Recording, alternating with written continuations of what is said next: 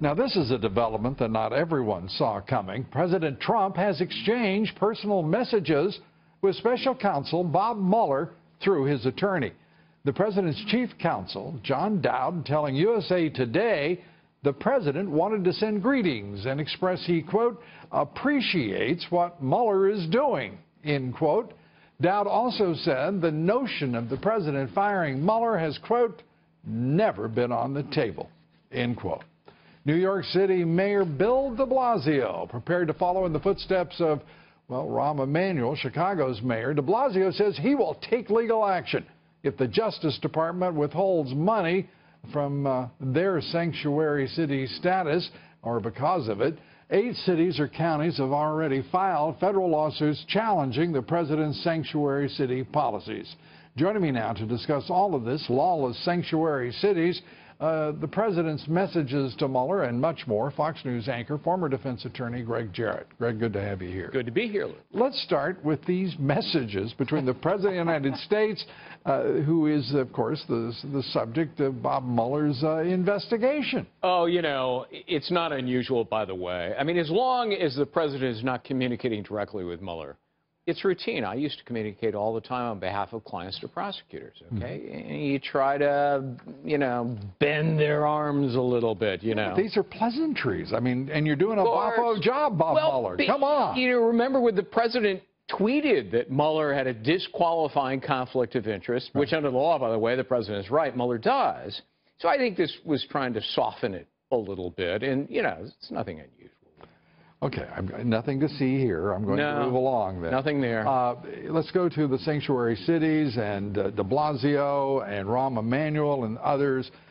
They're going to fight for their illegal immigrants, and the hell with the public safety of Chicagoans themselves. Good luck with that. Look, in 1996, Congress passed a law that made it illegal to be a sanctuary city. You have to cooperate with immigration officials, federal officials, because they have primacy under the Supremacy Clause over all immigration matters. And it was Obama's Department of Justice that ruled, under this law, you can withhold federal funds. Right. Obama didn't do it. If he had, Kate Steinle would likely be alive today. But this president can use that ruling and start withholding federal funds. He could do something more. There's a different law that says it is a felony to shield or harbor an illegal immigrant, and it's punishable by 5 years behind bars. So those folks... Why in the world isn't the Trump Justice Department... Well, they should. I've written columns encouraging them to use that law to begin prosecuting people like the officials in San Francisco that let the illegal immigrant free, even though there was an ICE detainer, and he went out and promptly killed Kate Steinle. They ought to be prosecuted criminally. Yet they've got the effrontery. I mean, there's nothing more ridiculous than watching Mayor Rahm Emanuel with 400 people murdered in his city since the beginning of the year, talking about how he's going to stand up for sanctuary city status. Oh, it's a diversion. A diversion from what? My God, the man is absolutely out of his mind. Look, it's all politics in Chicago. What do you have, 400 people dead so far this year in homicides in Chicago? You're not going to tell me that's too small a percentage to get the attention of the august mayor? He is hoping to divert attention. It is not so clever subterfuge. Not working here, Mr. Mayor, nor in your great city of Chicago either. Very quickly, Loretta Lynch and these aliases, along with everything else that she obviously did as Attorney General.